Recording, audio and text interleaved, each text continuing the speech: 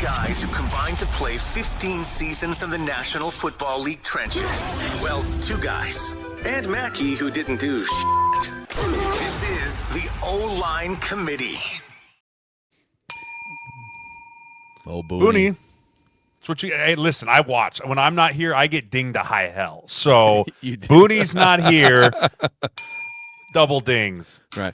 Do you get, so like in the O-line room, you get dinged for being late. What happens, has it ever happened where someone just like doesn't show up to, what if you don't show up to a meeting? No, then you're getting fined by the team. And when you get fined by the team, that's when not when the GM and the owner ding you. Yeah, that's a little bit different. That's not a like, oh, where's your $20? That's like conduct detrimental. We're gonna take $20,000 out of your check. So yeah, show up to the meeting. Yeah.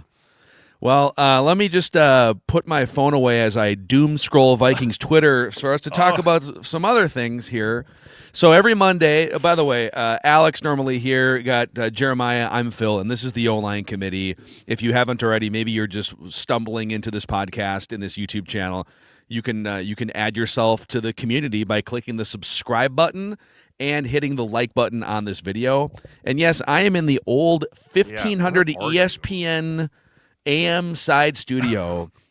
I wish I could turn this. By the way, the camera is not much newer here than the AM radio. You look like you're in a damp basement. Yeah. Like that's the best way I can put it. Like that piece of equipment behind you looks like it's an oven from like 1987. So this is actually like, I think it's. I'm trying to decide if this antique piece of radio dubbing equipment is here ironically or not. Yeah. I think it might be like a historical artifact that just I think you might be able to like get that thing humming here if you really needed to. That's what when people ask what happened to JJ McCarthy yesterday, I need to look at the film before I comment any further. I need to look at the all 22 and see if there are some mistakes. It's a homer fine for just bringing him up. You're just living rent free in your dome.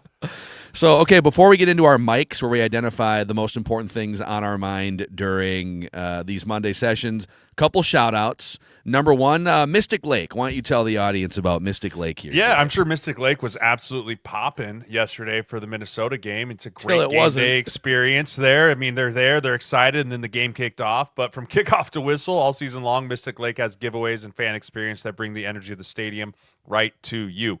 If you plan on going to a Vikings game there, you can go to Mystic Lake, park the car, $15 round trip. No parking, no hassles, just smooth travel to and from the game.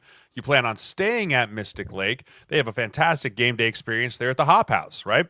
It's got great food specials, got great drink specials. Like they're always flowing on that end there. Then when the game is over, whether you're coming back from the game or you stayed there, keep the party going. Relax, recharge in one of their luxurious hotel suites. It's perfect for tuning into a great game day and an unforgettable getaway as well.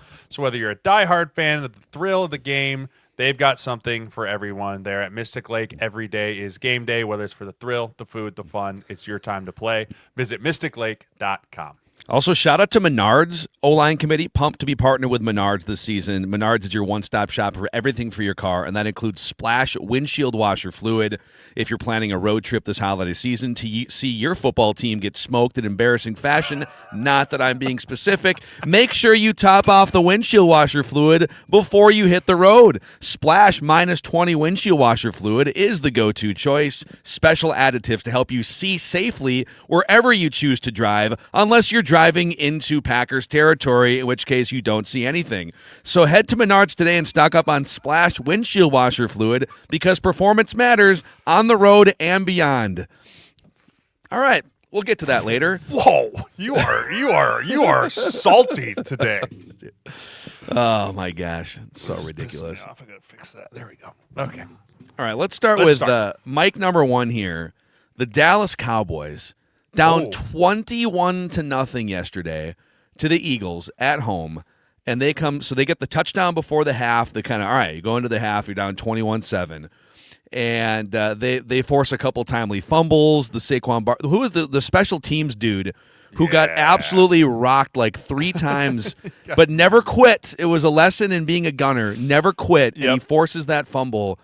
So the Cowboys come roaring back, and I think not only stay alive in the playoff race, but they could be really that offense is scoring 30 points a game. The defense has some juice. So the Dallas Cowboys get one over on the Eagles yesterday. I don't know if I should be more excited about the Cowboys, more concerned about the Eagles after that game. Because you watch that, and I think I texted you guys in the first half. I was like, uh-oh, NFC. Eagles are back. Eagles are back. They're getting A.J. Brown the football again. They're protecting Jalen Hurts. 21 points right out of the gate.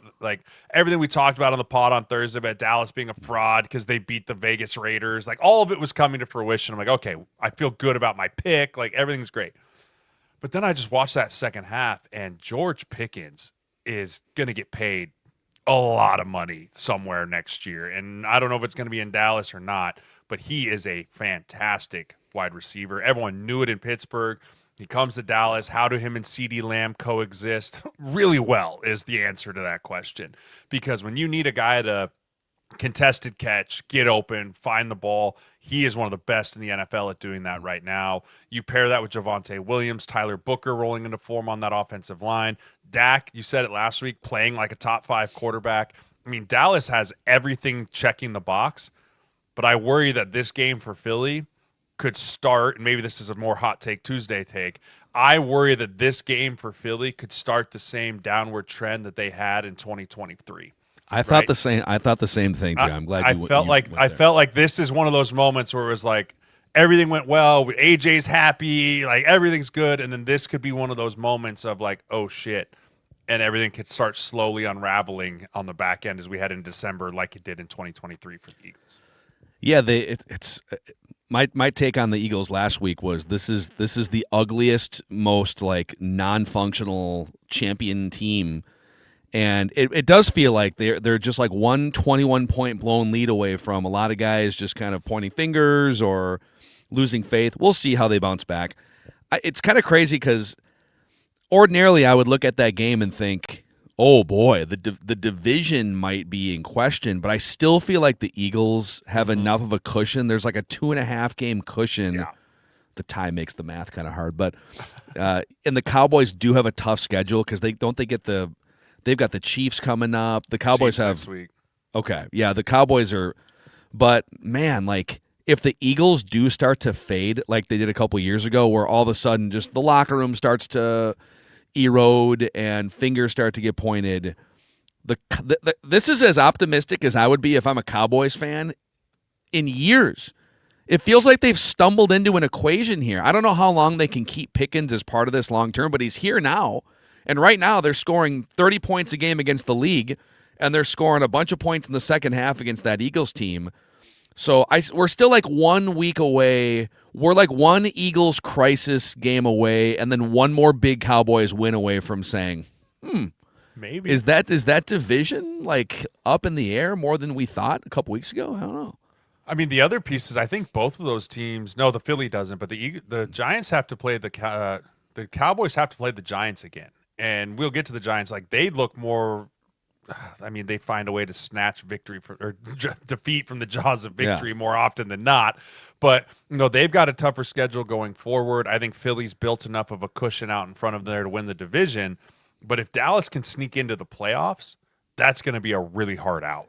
That is not a team, if they continue to build the way that they've been going over the last couple of weeks here, that is not a team, if you're a 4 seed or a 3 seed, that you want walking into your building and saying, yeah, we're hosting the Dallas Cowboys offense if we're sitting there and we're the Packers or we're the freaking Bears, I guess you could put in there. That's not a team you want to see in the first round of the playoffs. I'm going to put you on the schedule picking hot seat here for fun. I love when you do this. Okay. 6 games left for Dallas. Yep. I just want your visceral gut win or loss reaction to these. And then I'll give you the math at the end here. We'll come up for air at the end. Okay. So, home against Kansas City on Thanksgiving. Win. I think you're right. Yep. Win. Dude, Kansas City now. We'll get to that game. But we'll get to that game. Kansas City had 33 first down. They ran 91 plays, had a first down on. Mahomey did Mahomey things, and to speak for Boone. But I think Dallas wins. And then the following Thursday at Detroit for Dallas. Win. Wow. Win. Wow. Okay. Well, now it's kind of all right, now the exercise is, okay, home against the Vikings. Win. Home against the Chargers. Loss. I think they dropped that one. Okay. Yeah, they're not running the table. They're not running the table. At Washington, another Thursday. They get three Thursday games in December. This is Christmas. At Washington, yeah. Win. And then at Giants, Week 18. Could be a fun little spoiler game. Coin flip. Win. I think they only lose one. I mean, if they continue to play like they have the last couple of weeks, they only lose one or two more games. And here's the thing: they know that they have to get into the dance. Because even if they do that, I mean, they're still going to be 2 games above 500. It would be 10 if they do what you just said. It's 10-6-1. I'd probably bump it back to 9-7-1. 9-7-1 might not get them in the dance. Yeah, we're going to do the Eagles side of this exercise in a second. So they probably lose to Detroit. You're probably right. They probably lose to Detroit unless, I mean, I don't know if Jahmyr Gibbs does Jahmyr Gibbs things. I don't know if anyone beats Detroit. But yeah, I mean, even if let's say they lose to Detroit there and they're 9-7-1, that tie to the Packers might really screw them as trying to get into the dance.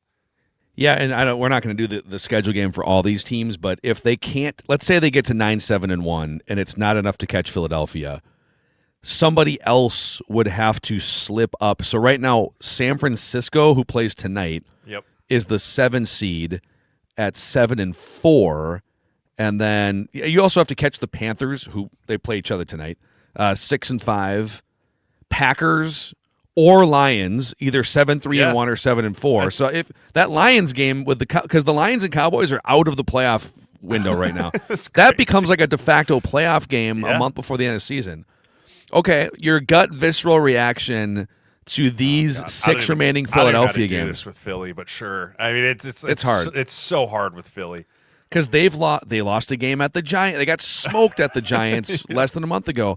They've had these weird wins where their offense is scoring 10 points and then 16 points, but their defense steps up against Lions, Green Bay. Home against the Bears this Black Friday. Win. At Chargers. Win. Home against Vegas. Win. That has to be We'll get to that. Too. Sorry, Chip when Kelly. you don't even wait till the morning to fire a coordinator. You literally don't even let him get. You don't even let him get to his Whoa! house. Before you go to your car. Hey, before you go to your car, come here. Here's a box. Take your shit. At Washington. Win. That's a pretty weak schedule. At Buffalo, week 17. Loss. And then the division's clinched at this point. At Washington. Win. So yeah, their schedule's a lot more favorable. That's 13 wins. We just gave them 13 wins. I mean, I don't see, unless there's a total implosion, I mean, you'd have to really implode. And so maybe I take my hot take back after listening through their schedule. I mean, if they go 500 in that, they're toast. Like, if that's the thing, if they don't run the table and lose, if they maybe only lose one more, but if they start losing 2 or 3 out of that last stretch, then they're pretty much toast. But they're talented on defense, man. Nakobe Dean, my God. That dude, if it wasn't for Myles Garrett, I would say he's Defensive Player of the Year. I mean, what he's been doing from a coverage standpoint and a blitzing standpoint, like, he is just all over the field right now. You could say that the week 1 weather delay might have swung this division because the Cowboys had the game in the not in the bag, but like the Cowboys were control of it. Yeah, first Thursday night game. So, all right, give us a mic.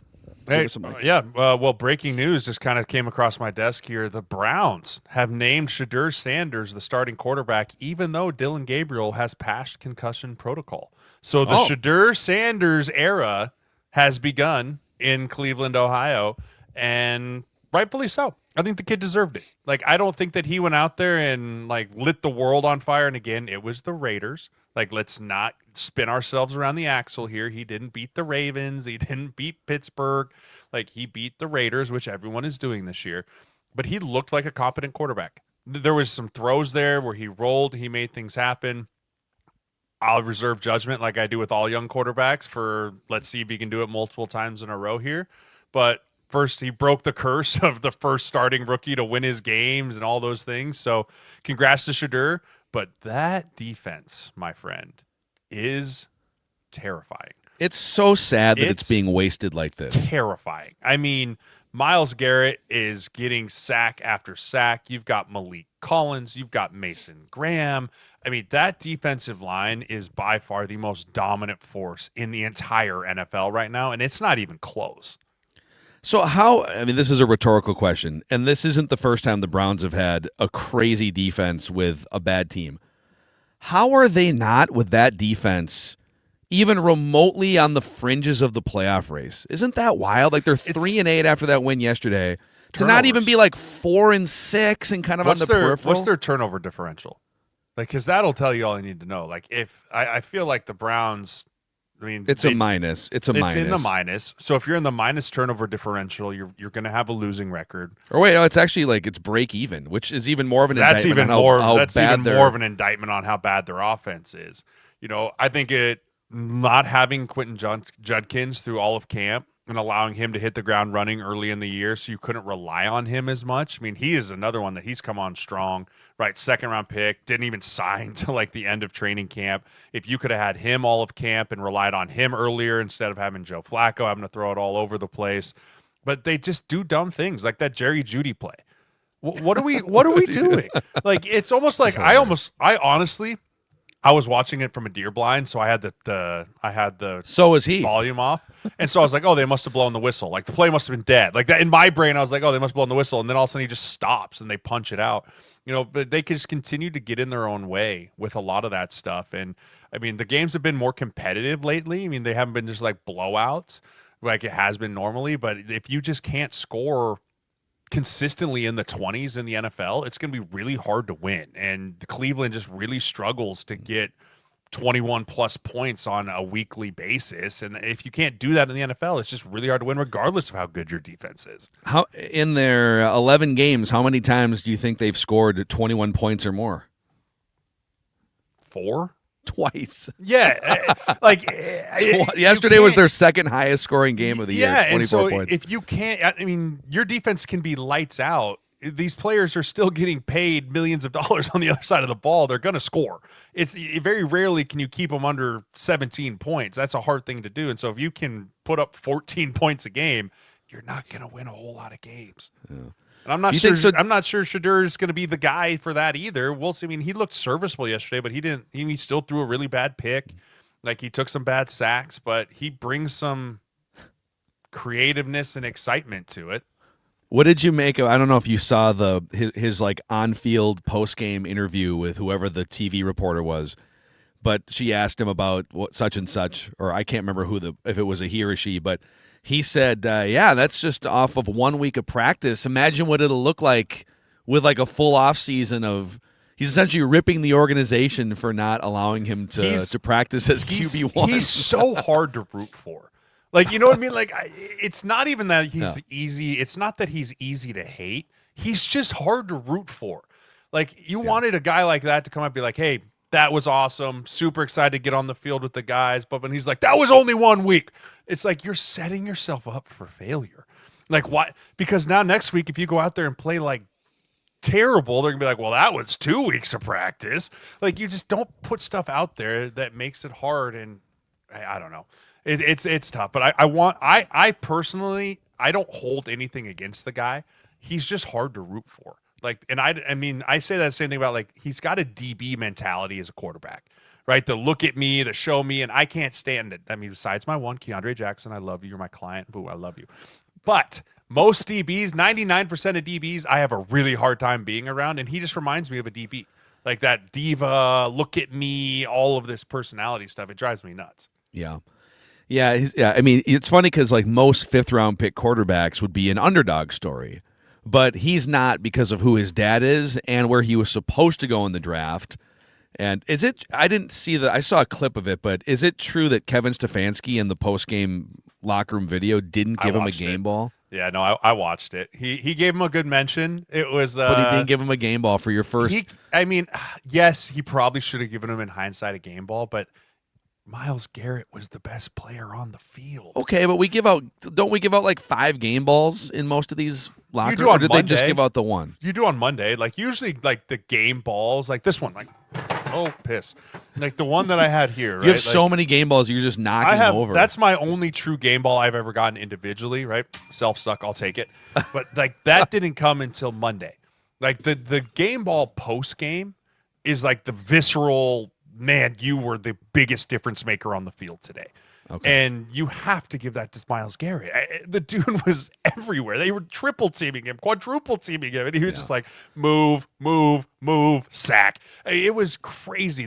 He is getting better and better each week, and I just wish he wasn't going to die in Cleveland. Like he's going to be the guy that just dies in Cleveland and has great stats. He's the next Joe Thomas, just on the other side of the football.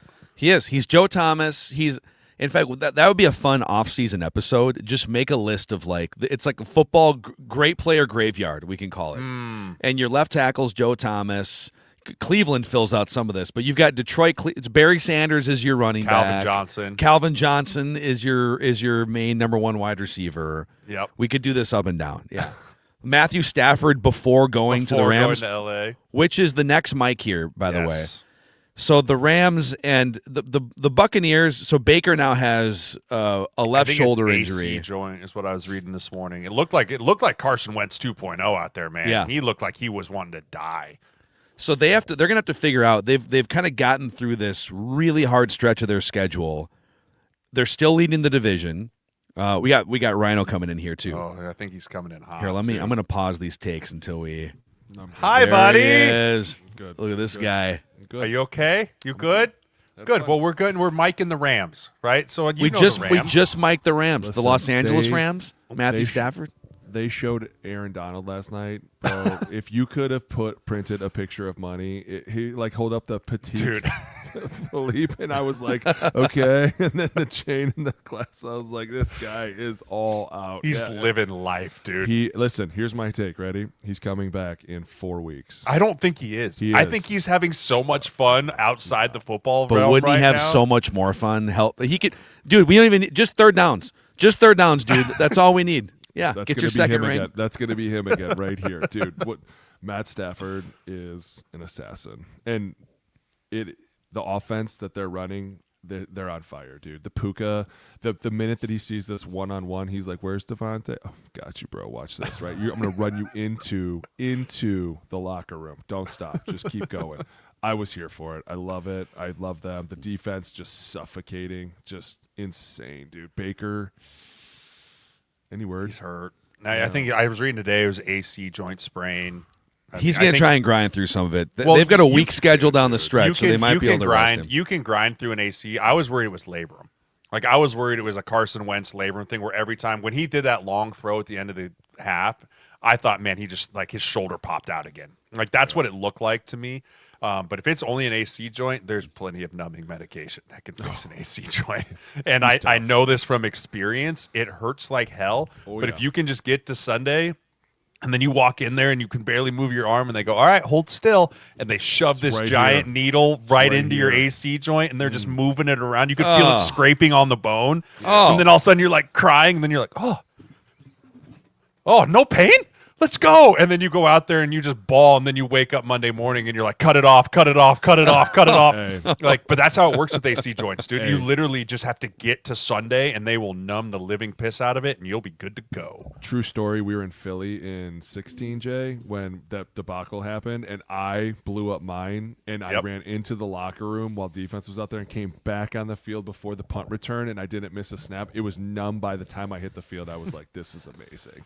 The next day, you wake up laying on it and you're like, I could eat a bullet. Dude, it's bad.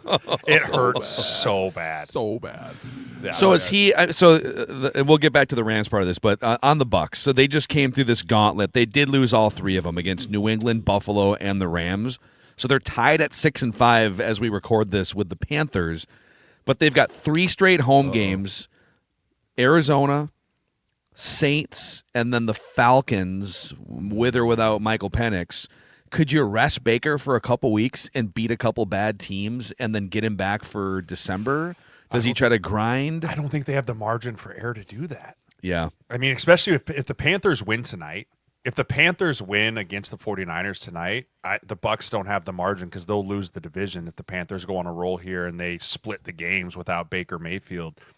you unfortunately losing these 3 in a row here, you put yourself behind the 8 ball of because I don't think anyone from the South gets into the playoffs unless you win the division, right? Because you have to look at it. Someone else is getting in from the North, whether Packers or Detroit or the Bears, right? 2 of those teams, in my opinion, are in. And so 2 then you from look the at the West. East, the NFC East, like, okay, can the Cowboys make a run and get in there if Philly wins it? And then the West, you have Seattle and LA. There's only one team getting in from the AFC South. And so if you're Tampa, you're looking at Baker going, hey, if we're going to the show, dude, it's got to be through division title winner. Jay, are you going to the show? I mean, if we're hoping out hope to just get into the dance, are we really going But to you the know show? how it is. Like, you got to understand, like, Mike Evans is long. He's gone. Chris Godwin, like, Bucky Irvin's supposed to be coming back this week. You've got Trey Tucker, who's been looking better. I don't know. I feel like you have to go all in these next couple weeks, and then if that doesn't work, then you start thinking about 2026. I think it's too early to hit the eject button on 25. That game was rough, man. Those one-on-one coverages were bad. I mean, Matt Stafford could drop a ball anywhere he wants right now. I don't think any of us anticipated him being this good this year. No, they lied to us too. In the beginning of the season, dude, he barely practiced in training camp. That was because bullshit. of the back injury. We need to get on them. We need an investigation as to why they fucked with us going into this season about his back, because we were all like, dude, man, this is a great team. They were basically like, we don't know if he's going to make it through the first game. And now look at they're him. like, we don't. He's running they're like, around if he gets hurt, doing they're like, this. if he gets hurt, like if he gets hit one time, he might break his spine. And I was like, what? And now he's out there just what do you start the game like 13 for 13? Yeah, like it just couldn't miss. And he's got those no lookers going again too, staring this way and just dropping a dime the other way. It's freaking crazy. I mean, he's 37 years old. He's having the best season of his career, and that includes the year that they won the Super Bowl with him in 2021. He's going to win the MVP. He's going to win the MVP. So he's going to win the MVP. They are the favorites in most sports books to win the Super Bowl, and they have the number 1 scoring defense in the NFL. Their defense on top of this offense we're talking about.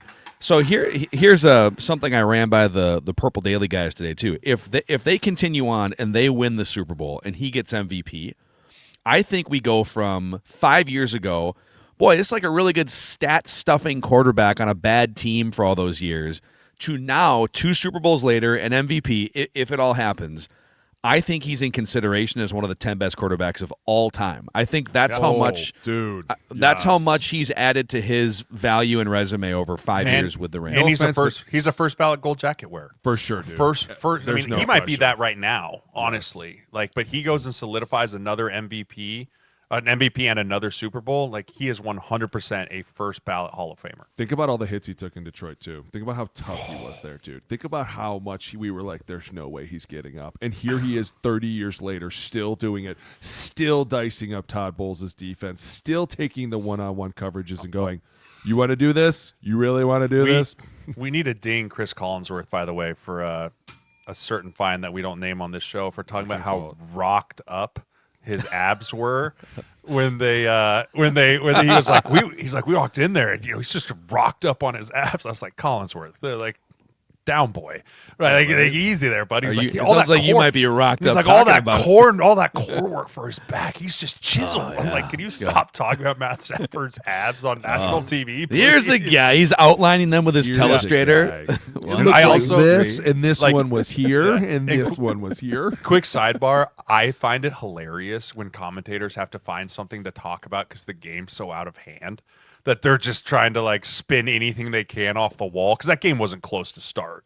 And so by the second quarter, they're just like any storyline they can think of. They're just like, oh, well, what do you think about that? Or that? It's so bad just to watch those dudes score. They scored when it was 21-0, and you could tell the commentators were like, finally, God, it's not that bad of a blowout. All right, here they're back in it. And it was and like, then it they're goes not. right down They're the not. field. They're not back in it. They're done. 4 more onside kicks, and everything's going to be just fine. Pretty good. Okay, Booney, you're going to throw the next mic out. So we've already talked Cowboys, Eagles. Oh, you give did? us.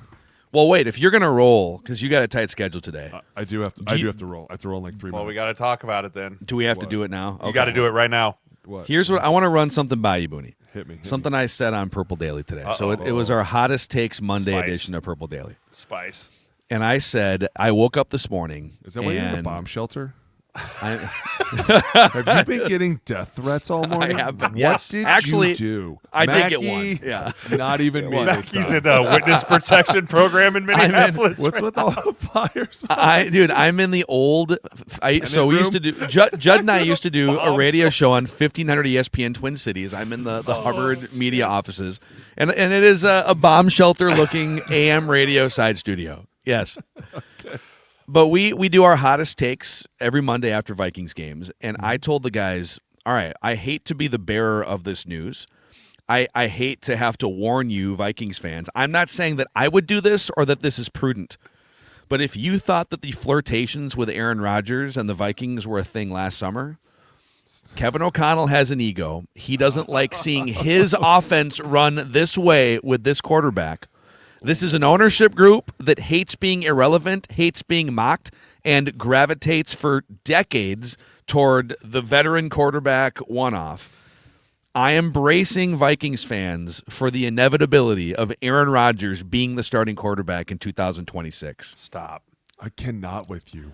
Don't kill the messenger. Do not kill the messenger. Did you see Just that wrist wrap that he had on that looked like he was working at the grocery store? It was like, I hurt my wrist. It felt good enough to flip off Bears fans. Yes. Yes, sure did. Listen, I don't know what to say to that, Mac. I can't see that happening. I cannot see that happening right now. It's not. Let's go back. It's not going well there. What makes me think it's going to be any different here? The more logical thing that makes sense in my brain, Mackey, is they trade for Mac Jones. That in my brain makes a lot more sense. Where Kevin O'Connell has seen enough. We make it to the end of the year, and he's still got the worst quarterback rating than Jamarcus Russell. And he could have spiked the ball into the ground and had a higher QBR than he had this week. Like, if it's more of the same, he will be in the street. If it's more of the same going to the end of this year, and there's no marked improvement, there's no, oh my gosh, like it all clicked together for him. He puts a couple games in there where he throws for 250 and no interceptions. Like, if we don't see that, I think the highest likelihood is that they trade for Mac Jones to come in and run this offense. So you're with me on step one here, which is there is a high likelihood that ownership all the way down to Kevin O'Connell could decide in 3 months. Yes. Yeah, plan B. Plan B. This fast plan B. If this thing completely goes like it's been going, and he hasn't gotten any better.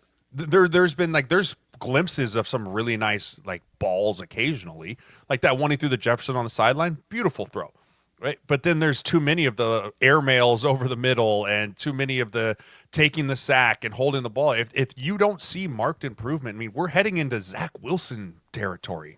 Like we're heading into including backing up Aaron Rodgers for a season in 87 yards passing. Is that the lowest it's ever been? 87 yards passing. God, that is bad. I mean, Alex, this is a good chance for you to apologize to Jay and me. We were properly skeptical the entire time. Okay. When do I get my apology? I was asked to give an apology for Jay. When do I get my apology? Listen, we said we would never do this bus thing, but he's getting dangerously close to being the worst. It's bad. First round pick ever. You had the problem is, Boone, how many interceptions? You've done enough I don't know if you've done a marathon, but you've done Ironman triathlons and stuff, right? Yeah. And here's the problem.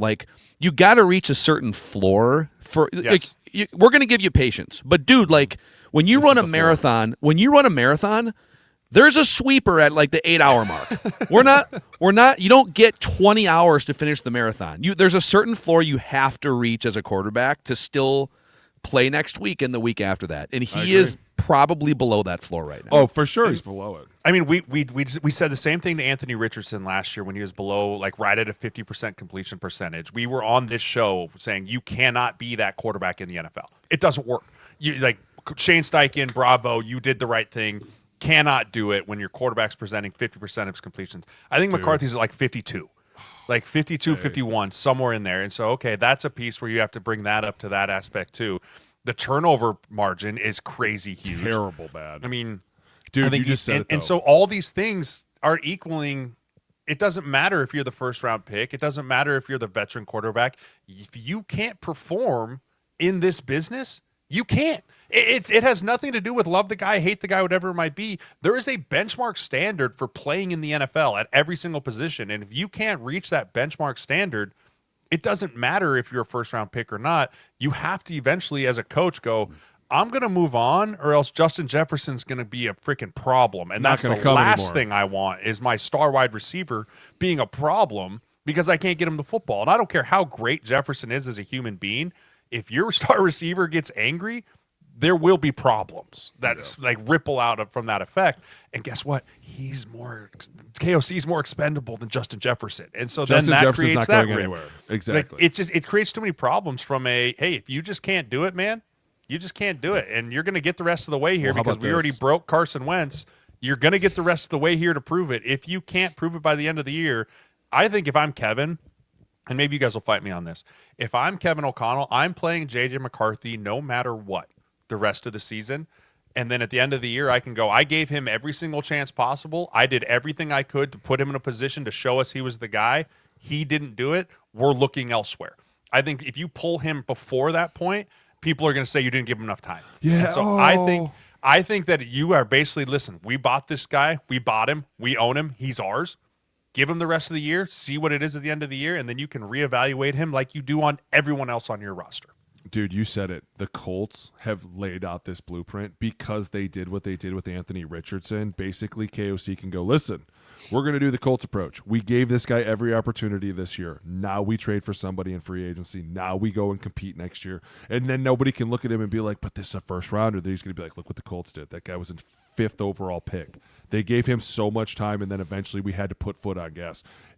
It is kind of upsetting, though, because, dude, at some point you're like, this is going to be a dumpster fire all the way down. Like, it's going to get it. I don't know that it can get worse, but the problem is Marcus Russell's still up there. That's the guy you're Vikings chasing. Fans watch this 87 yards and 2 interceptions before they're like, Justin Jefferson's not going to have to go crazy. The fans are going to go nuts. The owners are going to go nuts. Dude, we know Mark and Ziggy. The Wilfs we are know going Mark to and handle Ziggy that. personally. They're probably remember when they used to break us down, the team. They'd be like, why are the owners here for the team breakdown? You'd be like, that's not fucking good. That's not good. Put your helmet on so they can't look you in the eyes. Put it back on. If you saw them on the sideline at practice, you're like, oh God, someone's getting fired. Like, who is it going to be? Looking at Zim like, yeah, it's you. It never was. Hey, boys, you know I love you. Right. I got to roll. There he is, the Rhino. Bye. I know. All right, hit me. See you, buddy. Okay, before we get into other fodder here, Jay, I do have the Underdog app open, and I will tell you after you talk about Z-Biotics, of course, who to note here. But the Mackeys are going to Vegas here for a couple days upcoming, and I already have my Z-Biotics in my travel bag already, preemptively. Yeah, I mean, there is so much football that's going to be played this week. I think everyone could use some Z-Biotics pre-alcohol before you watch these football games, before you got holidays, you've got in-laws coming, you've got family maybe you don't want to hang out. Use that Z-Biotics pre-alcohol drink to help waking up refresh the next day so you can bounce back. We're adults. We have responsibilities. I'm not 22 anymore. Mackie sure as shit isn't 22 anymore, right? So you can't be dragging around. Z-Biotics pre-alcohol is insurance for tomorrow after a night of drinking. It's the world's first genetically engineered probiotic that's invented by PhD scientists to tackle the rough mornings after drinking. When you drink, alcohol gets converted into a toxic byproduct in the gut. That byproduct is not the result of dehydration. It is a result of just tough days of drinking. So pre-alcohol comes in as an enzyme to break down this byproduct. So when you make pre-alcohol your first drink of the night and you drink responsibly, you'll feel your best for tomorrow. Feel your best for tomorrow. Go to zbiotics.com/O-line to learn more. Get 15% off your first order when you use O-line at checkout. Z-Biotics is also backed 100% with money back guarantee. If you're unsatisfied for any reason, they'll refund your money. No questions asked. Again, zbiotics.com/O-line. Use code O-line at the checkout for 15% off. Also, I got the Underdog app open right now, and this is fun. You got Tet McMillan, which you spell his name. I'm not sure if you knew this. Stud. That's STUD is how you spell Tet McMillan's last name, because that dude is a stud. And he's at 65.5 receiving yards for tonight. So on the Underdog app, I'm going higher than that. I don't care who's playing defense. That dude's on fire lately. And it's that easy. You download the Underdog app today. You sign up with the promo code OLINE. You get $100 in bonus entries when you play your first $5. So code OLINE. And we were told by Underdog that you guys have signed up in droves with the Underdog app. So thank you for supporting the show, and hopefully you're having fun on Underdog. Make picks, win money. Must be 18 plus, 19 plus in Alabama and Nebraska, 19 plus in Colorado for some games, 21 plus in Arizona, Massachusetts, and Virginia, and present in a state where Underdog Fantasy operates. Terms apply. See assets.underdogfantasy.com/web/play and get terms _DFS_.html for details. Offer not valid in Maryland, Michigan, New Jersey, New York, Ohio, and Pennsylvania. Concerned with your play? Call 1-800-GAMBLER or visit www.ncpgambling.org in New York, or call the 24/7 Hope line at 1-877-8-HOPE-NY or text HOPE-NY to 467-369. We have breaking news. Breaking news. Hold on, dude. Tom Pelissero. Yep, I literally. This is so predictable, right? And I don't mean to make light. If this is real, I don't mean to make light. But JJ McCarthy is in concussion protocol, Kevin O'Connell said. Yep, I just got that alert as well. Max Brosmer is the backup. He's undrafted free agent. Yeah. Wrote about Sky Umaga, Gophers, Homer Fine, all that stuff. But he has been one of those like first in, last out kind of a guys. Undrafted free agent quarterbacks, you can count on less than one hand how many of them are studs over 30 years. But so it's a long sled. But what do you make of this? Let's react to the breaking news. This is interesting. I'm going to guess it's one of those things where in the moment he got checked out, said he was fine, and then I have seen this happen before where people report symptoms on the way home. And they're like, "Hey, man, I kind of got a headache." Or I remember the hit. I don't feel so good. And then you talk to them, they're like, "Oh, okay, well, we got to get you checked out." And then you wake up the next morning and you really don't feel good. So there are those delayed. Like, this is not a like, oh, it's a concussion. Like, there are delayed concussions. That is a real thing where your adrenaline is pumping so high during a game that you can kind of mask some of that. And then when everything starts to slow down, everything can start to come to fruition. So. Yeah, that's I remember the hit that you're talking about as well. And his teammates, he looked a little woozy, and his teammates kind of pulled him up, and he just kind of shook it off, and then kept playing. I think it was second half. Well, I'll tell you this: if you enter concussion protocol on a Monday, very rarely are you playing on a Sunday. Like that is, nor would they be looking for a reason for him to play on a Sunday at this correct, point, right? Like, and there's no like at this point, it's not a like you're all right, right? Like 2 + 2 4, like you're good. This is one of those where it's like, okay, he's got a concussion, he's not playing this week. Go into the week fully knowing that Max is the quarterback and prepare accordingly. Like, this isn't one of those back and forth where maybe JJ will be back, maybe it'll be Max. I think if I'm KOC and the Vikings, I'm looking at this going, okay, JJ's down this week. 100% JJ's down this week. We need to prepare for Max, for this to be Max Brosmer's game plan. And if that's the case, then we'll see what they can do. This is because I remember the play, and I'm trying to find it if somebody has the video of it yet, and I wish I remember, because it'd be nice to know, like, when did it happen exactly with game clocks? You could see what are his stats before and after. I mean, they weren't great either way. It was the second half, wasn't it? I think it was second half, because I remember watching. Oh, he's slow to get up. Was it in the pocket? Was it in the pocket? No, he ran. I'm 90% certain he ran, and he kind of like scrambled for a first down, took a weird hit, which has been something like he's done that now. The hit that he took that hurt the high ankle sprain back in week 2, and people, of course, well, that's a hip drop tackle. Well, we could debate that. Or, like, maybe don't run into the freeway when there's cars going 70 miles an hour. And it feels to me like whether it's avoiding injury or processing progressions, that the cars on the freeway are moving a lot faster than he can handle. Because this is now like the third time he's gotten dinged. Well, second time running. I've got it. Okay. It's in the fourth quarter with 5 minutes left. Okay, so he's running into the sideline. He gets face masked. They don't call it. He's running over right there. He gets hit, and then he kind of gets pile drived. He gets pile drive down into it. Ugh, that's not. So the game was great. So the body of work for the game was essentially complete. You said like 5 minutes to go in the fourth quarter. Yeah. Okay. Yeah. Here, let's look at it. You want to see it? Yeah. Can you want to pop this up? All right, yep, look at I this. Hold on. Can you go full screen on that so that I'm not putting your browser in? Yep. There we go. Okay. Here we go. So fourth quarter. All those inappropriate tabs that Jay always has So up. many I want to protect him, Right. So right here, right. So he gets it. He's running. He comes running here, and then watch right at the end of this play. So he runs over here, and then right here, McDuffie pile drives him in. Right. So see that's that? the one. Yep. Bang. See how that pile drive right there? Oh, that's bad, man. That looks like it hurts. So yeah, I can. And he laid there for a second. They pulled him up. So they here. I'm gonna just so we can do it one more time, and then. Yep. Here we'll fast forward over there. Right. So he runs through here, and then this pile drive. Yeah. And his teammates, I remember watching this because his teammates kind of lifted him up, and they started bringing him back to the huddle, and he was like clearly shook. Yeah. So it doesn't feel like shenanigans at all, or maybe I guess there could be a gray area where like, did he come in and report it, or did they say, hey, remember that hit you took? Why don't we make sure that you're clear of concussion? I think, for me, that's one of those things where in that moment, you're trying to get through the end of the game. Everything's chaotic. You're going, and it's hurry up, right? We don't have time to waste, so we're trying to get back. That, for me, is one of those where you got on the plane, you took a breath, you sat down, and all of a sudden you're like, dude, my neck hurts. Right, because looking at it from that angle, like his neck got pile drived into the ground. So that's one of those things where you go, man, my neck hurts, right? And then as you report neck injury, then it's immediate concussion protocol, right? Because they watch and see your head. So I can see this was just a delayed, like my neck hurts. Oh, I have a headache. Oh, I probably have a concussion. So Kevin O'Connell did say, we're getting this all like in real time here in the last 30 minutes. So Kevin O'Connell said JJ McCarthy reported some symptoms in regard to his head on the travel home. Evaluated last night. Training staff and doctors decided to put him in the protocol. He'll go through the process this week. So this now opens up a bunch of different options for them.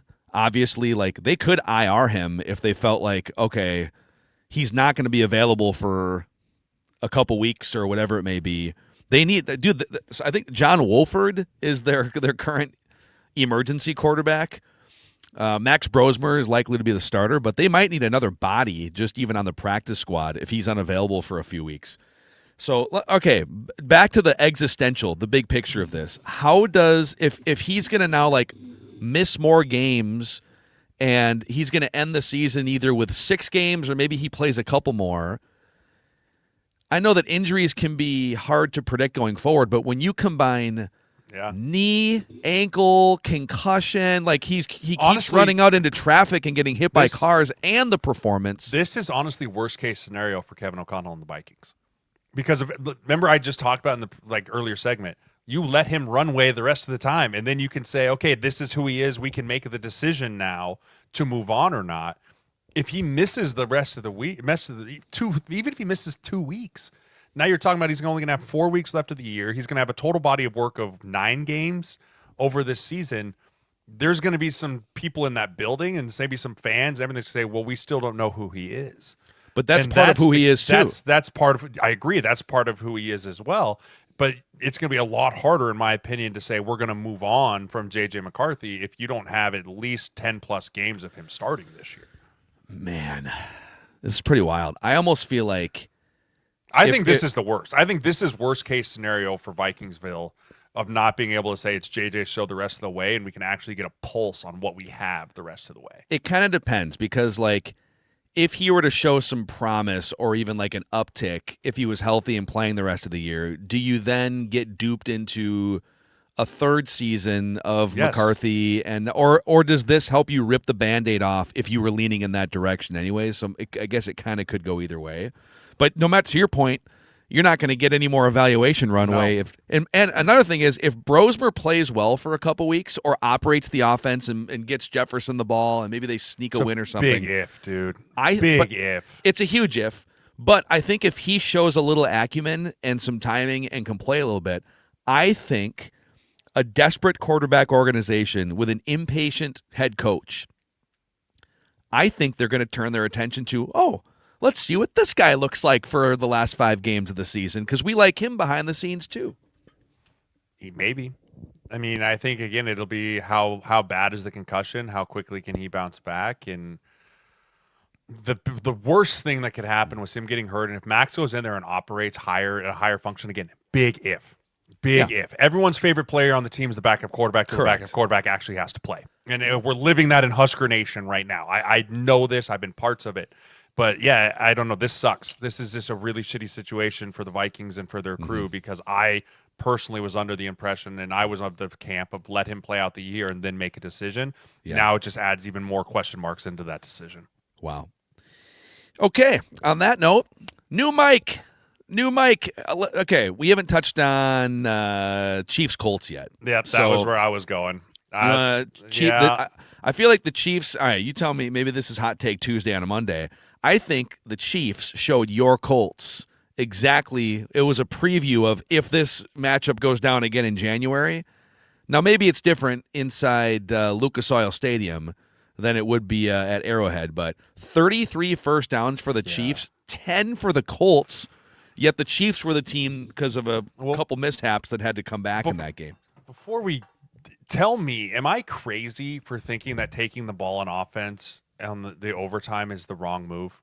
Am I crazy for thinking that? You want to react. You should want to react to what they do, right? If you're going to get a possession either way, shouldn't it be you want to be on defense? You know exactly what you have to do. Or you're going to trust your offense, their defense to stop them, and then all you have to do is get a field goal. Like, I don't understand. It happened twice yesterday. The Lions, and it happened with the Lions. I believe the Lions won the toss and took the ball. And I believe that the Colts won the toss and took the ball. I feel like maybe it's we don't talk about it enough or whatever it might be, or maybe there is some philosophy to it that I just don't understand because I was never in the NFL and had the meetings as to why we did this strategy. But I don't understand the idea of getting the ball first in overtime. There's no point to it anymore because the Lions go one play, 75 yards, touchdown. It's like, okay, kick the ball off to the Giants. Like, I don't understand. Why wouldn't you, as a Colts organization, go, okay, give the ball to Mahomes, see if he can go down, and even if he does, then we know we have to answer. Yeah. Versus you get the ball, you go 3 and out, you kick the ball, and then you're like, well, I think we just lost the football game. Did they? Okay, dumb question. Did they forget the new overtime rules? I don't know. That's my question. That is my question because I promise you, every team I was ever on, you would talk about your strategy for overtime in OTAs. Right, hey, this is what we're gonna do. Like, we're gonna take the ball if we're kicking their teeth in on defense and it's a cold weather game and we can't move the ball, then we're gonna go on defense first to get the ball back to try and flip the field. Like, we would talk through all of that strategy. I think with the new rules on overtime, I don't know what the right strategy is. I believe that you should always go on defense first and then know exactly what you have to do to either tie the game and or win the game. And you got 4 downs to do it because if you don't, then you're going to punt on 3rd down if it's 3rd and more than 1 because you're not going to risk them getting the ball right there and kicking the field goal. I don't understand what happened there at the end of the game with the Colts. I'm trying to think just like logically from a game theory standpoint because it's a 10-minute overtime, right? Yep. And so let's say you get the ball first and you have a 7-minute scoring drive and you kick a field goal or a touchdown and now they have 3 minutes left to answer. Yeah. Am I right in that if they don't, let's say time becomes a factor and they're at the 50-yard line with 3 seconds to go, we're making our way, we're just taking a while and there's 3 seconds to go, you don't if you don't score by the time the 10 minutes are up, the game's over, right? Or do they go into like an extended period where it's just over. It's over. So the only logic to me would be if you feel so confident, and maybe a Jonathan Taylor-led offense would feel this way, is like we're gonna methodically 13-play drive our way down the field. They hadn't done it all game. I know they had 10 first downs in 3 hours. Yeah, you hadn't done. They had no first downs in the fourth quarter or overtime of that game. That last possession when they stopped the Chiefs and the Chiefs punted them back the ball with like five minutes and some change left, I was like, dude, 2 first downs and this game's over. 2 first downs, make the Chiefs burn their timeouts. This game's over, or you're going to punt them back to them with very little time. And they burnt like 40 seconds off the clock and then punted it right back to Mahomes. I get it. You got to pin him deep and you got to go. But then they go on this just methodical drive where I thought they were going to score a touchdown. It was going to be over. Like, when they got down there inside the 5, I was like, this game's over. They're going to score a touchdown with no time left on the clock, and this game's going to be over. And they do a good job. They make the stand. I just really don't understand that. I think that if it was like a 7 or 8 minute overtime, Mac, I would be more inclined to say, yeah, take the ball, lead the clock. But 10 minutes is an eternity. It's weird. Like, that's a full quarter. You're almost guaranteed a possession in that 10 minutes. Like, it's not, and very rarely is someone going to take 8 minutes off the clock in an overtime possession because the urgency is up and everything's going. It's not like a first quarter where you're just kind of feeling your way in. I just don't understand it. But hats off to Mahomes keeping their season alive and finding a way to win it, even with Jacksonville trying to find a way to lose it. And that would have been crazy if they did. But, I mean, that Chiefs defense showed up. Chris Jones was a menace yesterday against that O-line. And Spagnuolo is fantastic. He always has been. They took Jonathan Taylor away. They loaded the box. They said, beat us on the edges, beat us with Pittman, beat us with Warren, beat us with Alec Pierce. And they just weren't able to string drives together enough times, especially after getting up to double-digit lead in the fourth quarter, to extend that there. And that for me, is the sign of a championship-level veteran team in Kansas City and a young winning team in Indy who's trying to figure out how to close games like that out. Kansas City knows how to close games like that out. They've been doing it forever. Indy's young and we're actually a really good team. How do we close these games out? Hopefully that's a learning experience for them moving forward, and they are understanding, they learn from that and grow from that. But it's just unfortunate that they had to drop that one. It's gotten a little dicey the last 3 weeks for Indianapolis. They've lost 2 of their last 3 games. There's a bye week in there, but they lost 2 of their last 3. Had to go to overtime to beat the Falcons. And what's interesting now is Jacksonville is only a game back of Indy in that division, because you pointed out that game. And those 2 teams, Indy and Jacksonville, still play each other twice. Their first game against each other isn't for another couple weeks, week 14 at Jacksonville. So I'm wondering, as the flag planter, the Colts flag planter of the show, you've been carrying that flag for 3 months now. Are you a little nervous about your Colts stock holding here on the O-line committee? I'm not. I still think they have the best running back in football. I think that they went toe-to-toe with a Kansas City Chiefs team that may be 6-5, but is defending world champions and have all of the pieces to them. I think they're better than last year, actually, the Chiefs. On paper, they haven't been able to. I mean, the one-score games have just not gone their way this year, and that's going to happen in the NFL. The Pittsburgh loss for me is the one that still really, really gets after me, right? That's the one that you look at that and go, that's going to come back to haunt you, man. Like, that Pittsburgh loss is really going to come back to haunt you in this piece there. But this is going to be a very telling week for them of how they bounce back from losing to the Chiefs. Is it we learned, we grew, or is this a bit of a panic moment, back to the drawing board and everything in that realm there? Yeah. Okay, a couple more minutes here, because I have unfortunately stacked meetings here at the old Hubbard building that starts soon. But my next mic is the Lions, but I want to lump them in with a Chiefs conversation here, and then we'll do an F1 minute before we go, because you even got me to watch F1 over the weekend. It was happening in Vegas. But maybe the O-line committee statistician department can look this up. I think I do think that the Rams are the team to beat in the NFC, and the Eagles, if they didn't just suffer a spiral-inducing loss to the Cowboys, are going to have something to say. But I still really like the Lions. Jahmyr Gibbs, just an insane day. He had like 260 yards from scrimmage yesterday. They needed all of the time allotted to beat your Giants. But is it feasible that the Super Bowl matchup, if it was the Lions and Chiefs, for example, that neither of them are currently playoff teams as we head into Thanksgiving? Like, would it shock you if the Chiefs and Lions played each other in the Super Bowl? It wouldn't shock me. I worry about the Lions' defense a lot. That's fair. That's my number one concern. I think that offense can score. I think that they're going to have no problem scoring. But when you look at the defensive side, and Jameis Winston's out there throwing dimes to Wan'Dale Robinson, catching passes, touchdowns, they're going to play better offenses than that. And I think that the Giants' offense has been much improved, minus Dart, Scadaboo, and Neighbors. But I think that it wouldn't shock me, but I wouldn't think that it was the most likely scenario. Yeah, I agree. It's not the most likely, but it is kind of wild that right now, again, we're into Thanksgiving here momentarily. And over in the AFC, if the playoffs started today, the Chiefs would be they're the 10 seed. So they have to climb over some teams. It's funny that Baltimore needed the minimum amount of weeks to overtake first place in their division. So the Steelers, by tiebreaker, are actually the 8th seed on the outside looking in. And then in the NFC, if the playoffs started today, the Lions would be out. the Packers would be in at 7-3-1 with the Bears as division winners.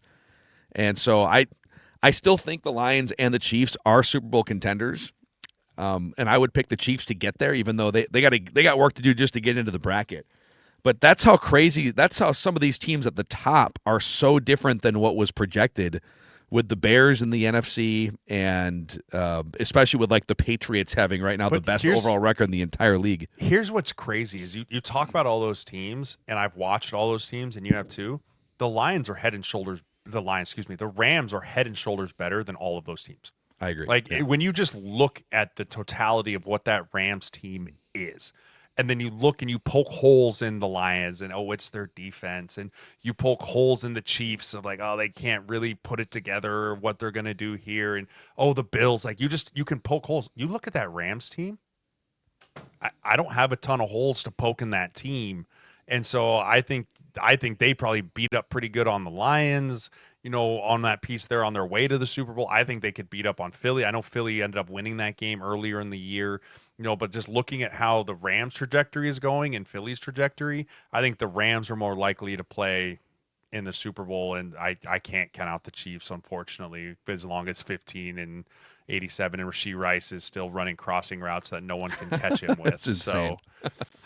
So ridiculous. Are you ready for your F1 minute here? Yes. Hold on. I gotta get the. Oh wow! You know what? I don't have my little dinger here, but that's an F1 Homer fine. Okay. If I'm ready, we could have such. And he's got the helmet in the glass case. Helmet. I'm ready. F1 okay, 60 seconds on the clock. F1 was in the United States in Las Vegas. 3, 2, 1, boop. It was lights out and away we went in Las Vegas, Nevada this week. And as a great qualifying came to it, Lando Norris ended up taking pole position yet again. Max Verstappen in second place there, so they started on the front row. Oscar Piastri actually started back in fifth. He has struggled really as of late. But once the race started, it was all Max Verstappen. Lando Norris tries to cover him quickly as he heads into the first turn. He ends up having to go wide. Max takes him over. George Russell takes him over. He falls back into third, and away they went. And Max then did just not give it up. He was able to take the long stint on the medium tires earlier and longer, switched over to the hard, ends up winning the Grand Prix by about 20 seconds. Lando Norris does overtake George Russell to end up taking second. Big problem at the end of the race for the McLaren boys in Papaya. Both cars DFQ'd for skid plate wear. So what? Both of those, you can't do that. Both of those cars did not gain any points in Vegas this weekend, which means the championship is that much closer for Max Verstappen to take over. Wow, that sounds like cheating. It's not cheating. I mean, there is already some home cooking FIA McLaren lovers out there, but both those cars with skid plate wear too far. There's certain millimeters, I don't even know.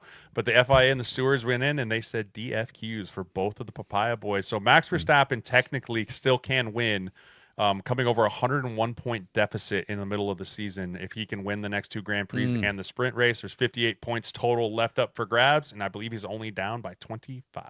Wow. There he is, the resident F1 connoisseur of the O-line committee, Jeremiah Sirles.